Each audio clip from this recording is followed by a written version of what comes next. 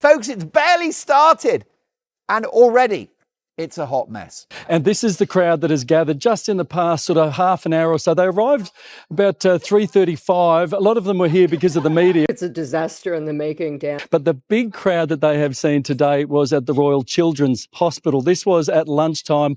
There were hundreds of people. I mean, I feel like we are mugs, Sophie. These guys are grifters par excellence. I call them the ginger and the whinger. There's no public-facing events. Everything's by invitation only. There's a couple of things, as you saw today at the Royal Children's Hospital, but that's just to give a bit of, froth and bubble out there for the media. Most of this is a commercial enterprise. It's to make... When Prince Harry and Meghan Markle touched down in Australia, it was supposed to be a huge comeback moment. The kind of return that gets people talking again. But right from the jump, something felt off. There were no massive crowds losing control at the airport, no wild energy, no flashes going crazy from every direction. Instead, everything felt low-key, almost too quiet. They skipped the usual photo ops and moved in a tight convoy, barely giving the press anything to work with. It felt calculated, controlled. Every step was planned out down to the second. Then came the moment that really made people look twice. Their first stop, a major hospital in Melbourne. Normally, you expect cheers, excitement, people trying to get a glimpse. But this time, nothing like that. Now, leading figures in the Australian media that I've spoken to have described this trip as a new low for Harry. They're not happy. They've said that the trip is going to backfire horribly. Australia are not happy at all. The room stayed oddly quiet, and all you got was a soft, hesitant hi from the crowd. No chants, no applause. Just hesitation hanging in the air. It was subtle, but it hit hard. In that moment, you could feel the shift. Something had clearly changed, and it wasn't hard to notice. This wasn't 2018 anymore. Back then, they were everywhere. Newly married, full of energy, seen as the fresh future of the monarchy. Streets packed, people shouting their names, pure hype and obsession everywhere you looked. Now, the vibe feels different. Quieter, more cautious, and for some it feels like that excitement has completely faded, because this trip isn't just another visit, it's happening after everything that went down. Walking away from royal duties in 2020, the interviews, the backlash, all the controversy, and then trying to rebuild as independent public figures. Why did you think you'd stop on your walk today? Well, we're actually just on a quick lunchtime walk. We work around the corner, saw the crowd gathered, asked your video guy what's going on, and it's only so often that you stumble across elite ginger. That's where things start to get tense. People are asking, what are they now? On the surface, it looks the same. Charity visits, hospital stops, community meetings, the same kind of schedule they had before. But there's a major difference this time. This isn't an official royal tour. There's no palace backing, no royal structure behind it. And then you hear about things like yoga sessions, manifestation talk, sound healing, even what's being described as a girls' weekend like no other, mixed into the vibe. And now there's money involved. And that changes everything. Because suddenly, it's not just about what they're doing, it's about why they're doing it. Critics are already questioning it, asking if this is still genuine service or something else entirely. Is it really about helping people, or is it slowly turning into a full business image? That question keeps getting louder as more details come out. And one thing that stood out right away: much more downgraded way of getting here. They arrived here just after 6:30 on a commercial jet. I've never seen anybody look so refreshed getting off a flight from the US. He looked great. Okay. Prince Harry, yeah. What about Meghan? I didn't see her. No royal level arrival. No grand entrance. They flew commercial, and that alone had people talking. Business class on a Qantas flight from Los Angeles to Melbourne. On the surface, it looked simple, intentional, even humble. Some passengers respected the move, saying it was refreshing, especially choosing not to fly private. But not everyone saw it that way, because even flying commercial started to feel like part of a bigger image play, a way to come across more relatable, more down to earth, more like everyday people in the public eye. And at the same time, reports started circling that some events tied to this trip cost thousands just to attend. That contrast. Impossible to ignore. And that's exactly why opinions are splitting so fast. Some people were genuinely excited seeing them on the flight. Passengers talked about friendly conversations, relaxed vibes, and how surprisingly normal everything felt. I spoke with quite a few of the passengers who came out into the arrivals area here at Melbourne Airport, and they said that they were really quite gobsmacked to have the Duke and Duchess on board their flight. This is what some of them had to say. Harry and Meghan, welcome to Australia. Welcome to Australia. What are you most looking forward to? Everything. It's been great. Nice to be back. Meghan, how did you sleep feeling? Oh, so grateful to be here. Thank you. It didn't look staged in those moments, it felt natural. Inside the hospital, the mood softened even more. Kids smiling, families gathering around, and for a short moment, it all felt warm again, almost like old times. There were real interactions happening. What Australians are saying about Harry and Meghan, and saying that they are grifters. That's the reporting in Australia, and that they are using the country like an ATM. They're watching what the media down under are saying with a lot of interest. Meghan showed patience, taking time with people. Harry shook hands, spoke easily, and both of them paused to take photos and really listen, especially to the children. Those moments felt real, simple, and human. But step outside those walls and the tone changes fast. While those quiet moments were happening inside, a completely different conversation was building outside. More people are starting to question what this visit actually stands for. They're not working royals anymore.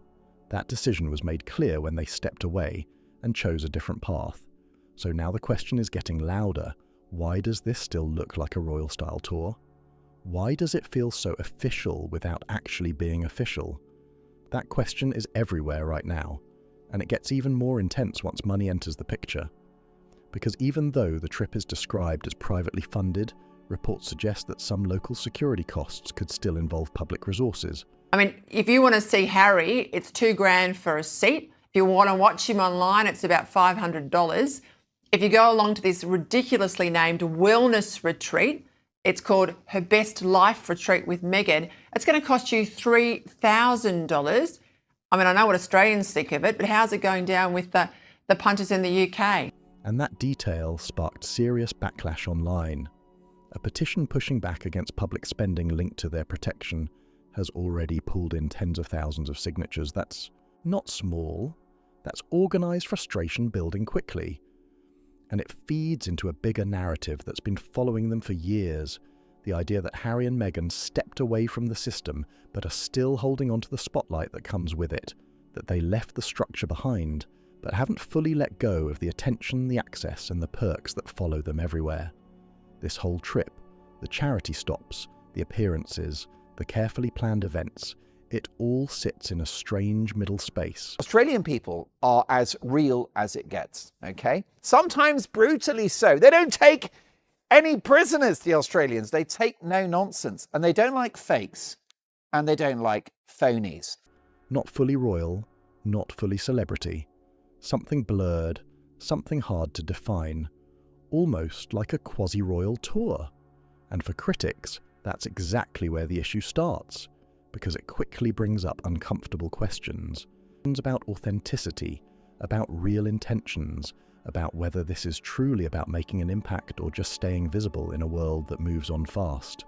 And nowhere is that tension clearer than in the gap between their image and what's happening around them. There were other people who were saying that they really respected the fact that they weren't obviously burning extra emissions by taking a private jet, and they were showing that they were one of the people. Some of the other passengers said that they were chatting to them about their kids and what they were going to be doing here, and they described them as being incredibly pleasant and very polite. Inside a Melbourne hospital, Meghan is seen connecting warmly with patients, offering support during emotional moments that shape how people see her. It feels personal, it feels real. But at the same time, you can tell every moment is being watched closely. Step outside, and the tone flips completely. Headlines are focusing hard on security costs. Commentators are picking apart every move. Analysts are openly asking if this entire visit is quietly becoming a way to monetize their royal connection. That word monetize keeps popping up again and again, and once people hear that, it sticks. Because suddenly, every moment starts to look different. Every appearance, every interaction, every carefully arranged setting. Even that quiet moment inside the hospital starts to carry a different meaning. Not just a soft crowd reaction, but a sign of something bigger. And also, I think, as is typical with the fake Duchess, a lot of lies. A lot of lies designed to make us think that this is a success rather than the ultimate financial disaster which is coming because of a lack of ticket sales. A shift in how the public sees them. Less like untouchable royalty, more like public figures trying to figure out where they fit now. And as the visit continues, that question only gets louder. Who are they now? Because whatever the answer is, this Australia trip might be the moment where things start to become clear. What began as a quiet arrival is getting more complex by the day. Inside the busy Melbourne hospital, the atmosphere shows one side of the story. Calm, emotional, controlled moments between public figures and patients. It looks like compassion. It looks like connection. They want those good headlines. We know Harry is in court with his former charity centre Barley. This is a PR exercise to try and repair their very badly damaged reputation. But outside those walls, a completely different narrative is building in real time. Inside, Harry moves easily through the crowd, stopping often to speak with patients, even crouching down to meet them at eye level, asking about their care, their lives, their personal journeys. There's something natural about it, almost like second nature from years inside the royal system. You can tell he understands these moments and knows exactly how to move through them in a way that feels real. He looked completely at ease, like he still belonged in that world. Someone who knew these spaces well, who understood how to speak naturally without forcing it, how to listen without rushing people. We do know that taxpayers are paying for their very hefty security costs. You know, when you work in the media, you watch someone's camera awareness. I think Harry's there at the hospital genuinely in the moment. She knows exactly where the camera is. I mean, she is an actress. She's working the angles. It's all fake smiles. You can read it, can't you? It didn't look awkward or staged. It felt familiar. Meghan, on the other hand, leaned all the way into the emotional side of the visit. She didn't just stand back and wave. She stepped in close, hugging children, holding their hands, speaking softly to them with encouragement, telling them to stay strong and keep going. At one moment, a young patient handed Harry flowers, and another shared that Meghan told her to keep being brave. Small moments like that stick with people because they feel real, simple, human, and hard to ignore. But even with those genuine interactions, the criticism didn't disappear, because as the visit went on, it became harder to separate those emotional scenes from everything else happening around them. So if you think that the Australians are excited about the trip, think again, right? It's not happening. And as the couple touch down in one of the most beautiful countries in the world, they arrive in a land where they're not wanted, where there is a petition to prevent their visit.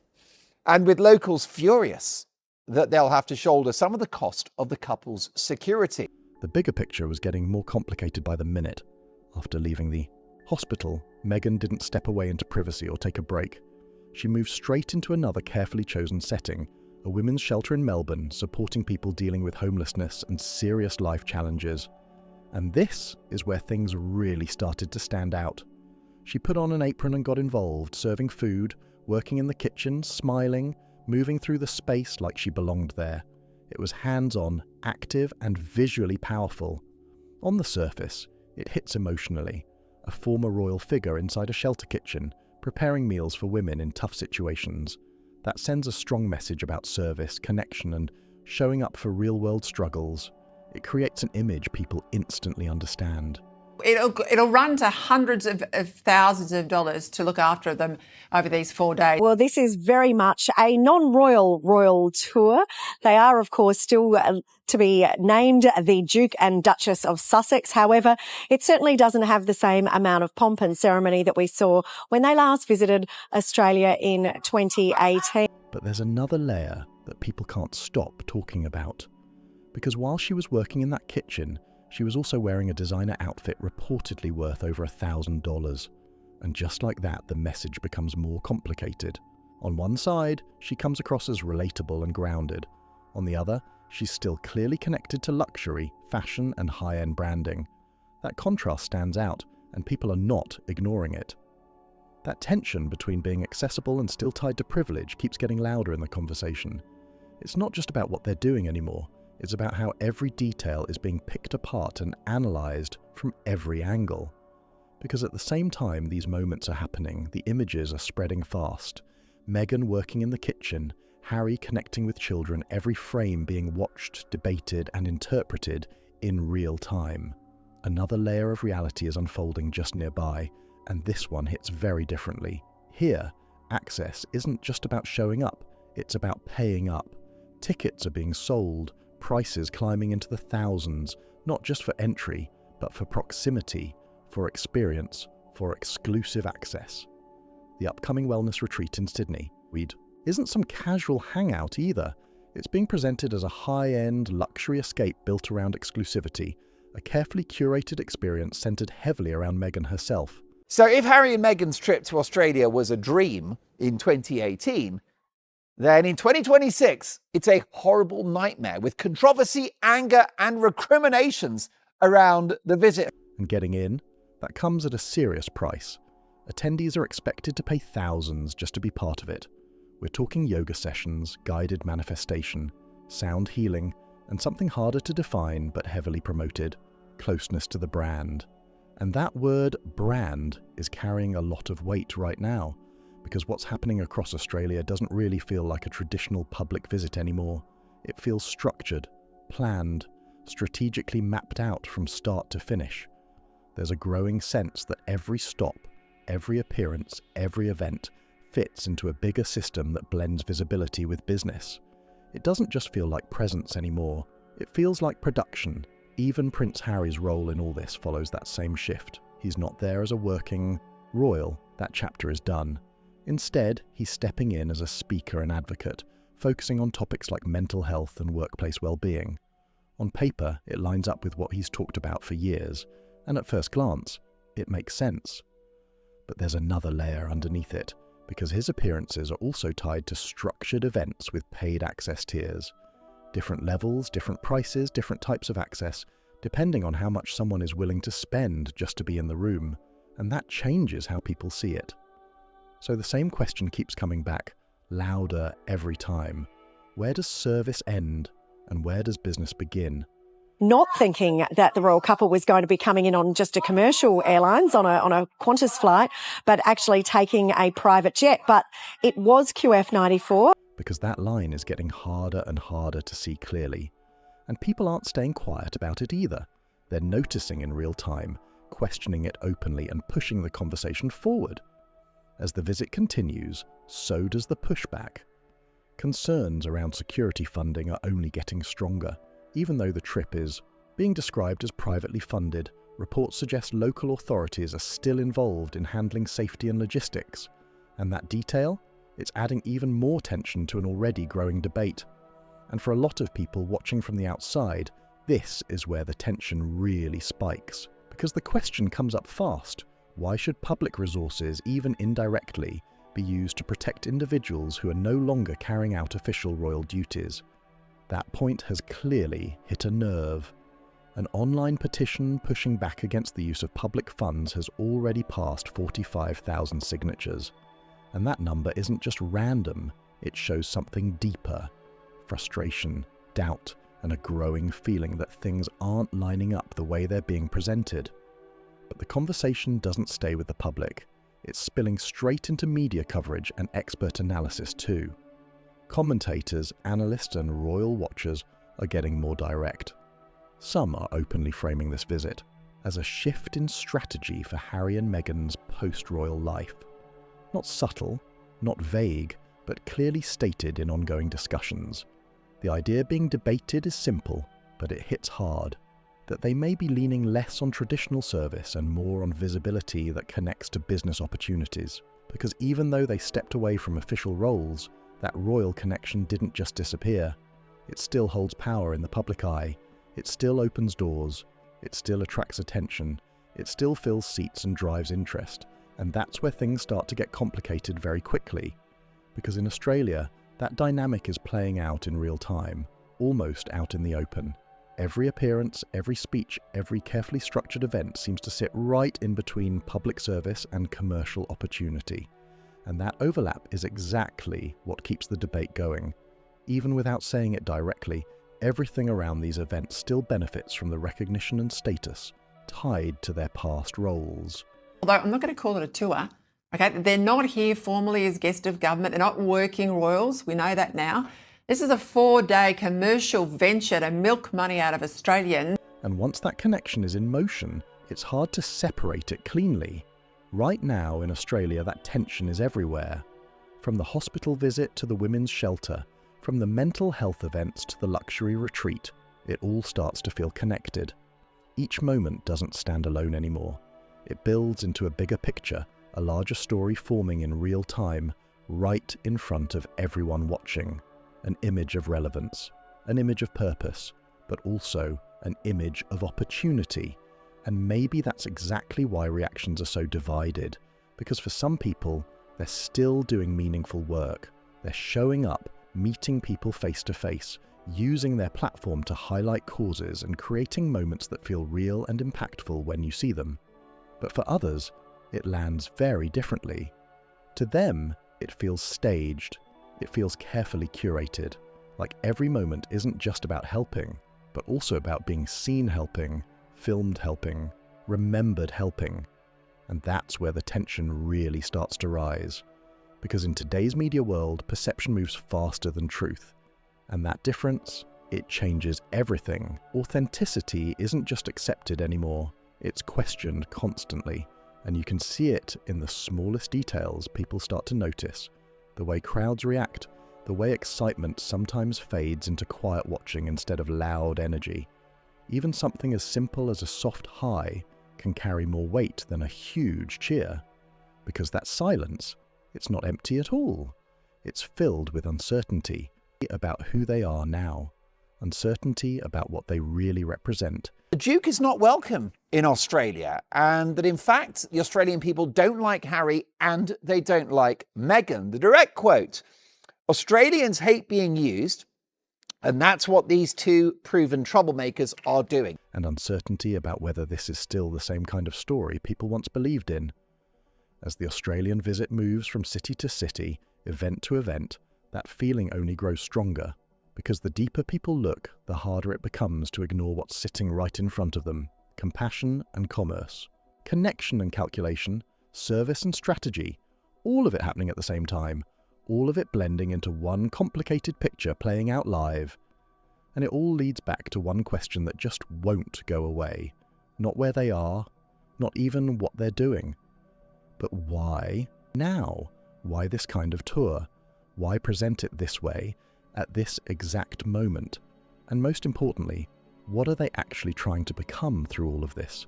By the time the Australia tour reaches its final stretch, the conversation has shifted completely. It's no longer just about appearances or actions. Now it's about meaning, about direction, about identity, and whether the public still sees it the way it's being presented. Because every stop adds another layer. Every moment builds on the last. The tension keeps stacking until it's impossible to ignore. Are they still connected to the idea of royalty in the public mind? Or have they fully shifted into something entirely different? On the surface, everything looks structured and purposeful.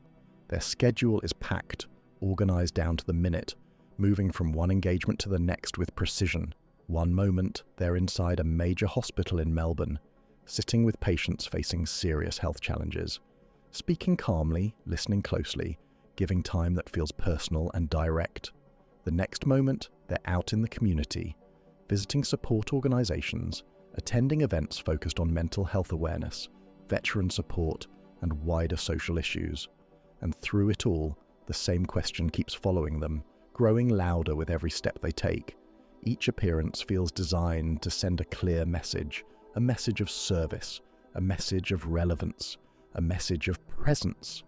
And for some people watching, that message lands exactly how it's supposed to, no confusion at all.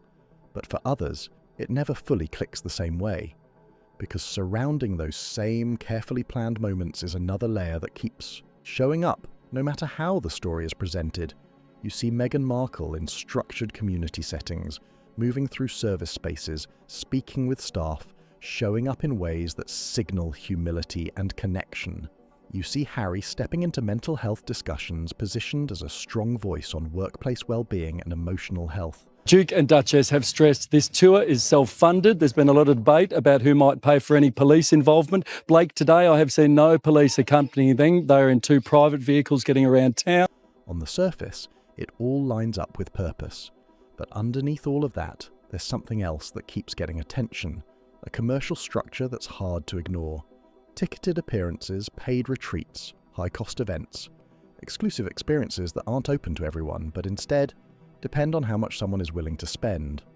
A wellness retreat in Sydney, linked to Meghan, reportedly costing thousands, built around curated wellness sessions and guided experiences.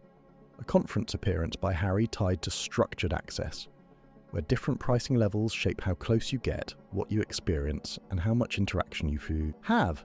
And this is where everything connects, because this dual structure is what defines the entire tour, and it's exactly what keeps the debate alive. On one side, the public sees emotional moments, community engagement, conversations about well-being, support, and real issues that matter.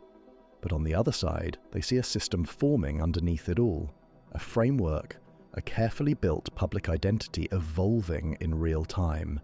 And that's where the tension becomes impossible to ignore. Because once you really look at it, the question isn't just about whether good work is being done. It becomes more complicated than that.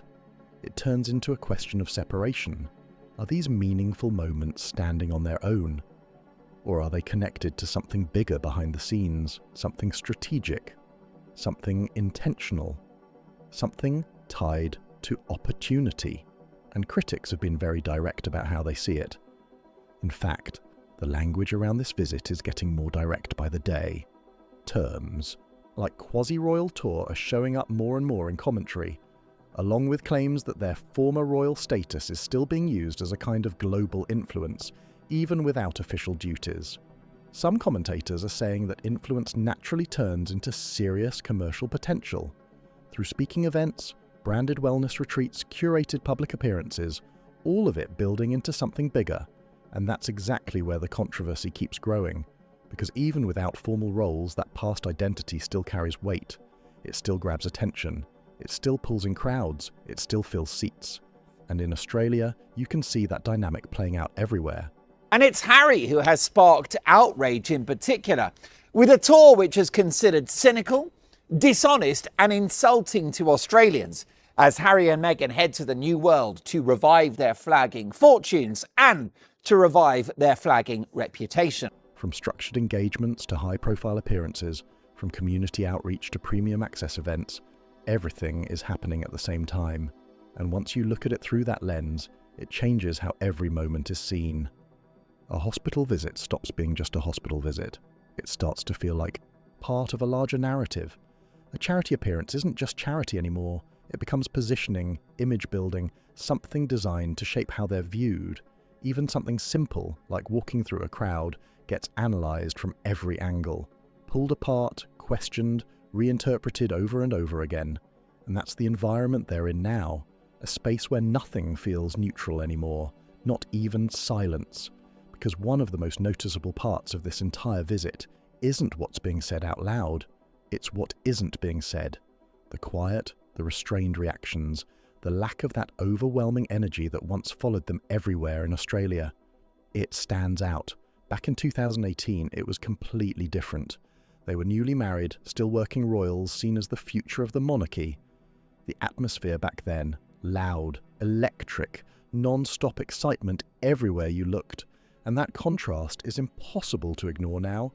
Now the tone feels different, more controlled, more measured, and in some moments noticeably hesitant. That shift alone tells a story without needing much explanation. And it brings up a question that follows them everywhere they go. The first engagement tomorrow is an event for Movember. They'll be at Whitten Oval, also some Bulldogs players there. That's the first thing they have tomorrow morning. If public perception has changed this much, what does that mean for the identity they're trying to build now? Because one thing is clear, They are still shaping it. Every stop on this tour feeds into that process. Every carefully chosen location adds another layer. Every speech, every interaction, every headline becomes part of a bigger picture of who they are trying to present themselves as, a version of themselves outside the monarchy, outside the system that once defined their entire public role, but still, in many ways, connected to it whether they want that or not, and that's where the contradiction sits. They are no longer working royals. That decision has already been made clear. They stepped away, created distance, chose independence, and started building a different path forward. But the language around them hasn't fully moved on. They're still referred to by their titles, still discussed through a royal lens, still compared to the institution they left behind, and that constant link between past and present is exactly what keeps this visit under such intense attention, because at its core, this isn't just about Australia, it's about identity, it's about perception, it's about who really controls the narrative. It is their first time here since 2018. Very different world for them now. They are no longer royals. They are no longer working royals. They're not addressed as His and Her Royal Highness anymore. They live in California. So a very different memory they will have from when they were here in Melbourne last time. And in today's media world, control is never guaranteed. That's why every moment of this trip feels amplified. Every handshake, every speech, every quiet or restrained reaction from a crowd, even the smallest details, like a soft greeting in a hospital hallway or a quick comment about being back, get pulled into a much bigger story, a story that doesn't fully belong to them anymore. And then there's the financial side, which keeps adding pressure to the whole situation. Despite repeated claims that the trip is privately funded, reports suggesting involvement of public safety resources have kept tensions high and the debate very much alive. The idea that taxpayers could still be indirectly covering parts of the security has sparked real frustration and serious debate. An online petition has already pulled in tens of thousands of signatures, and that number means something.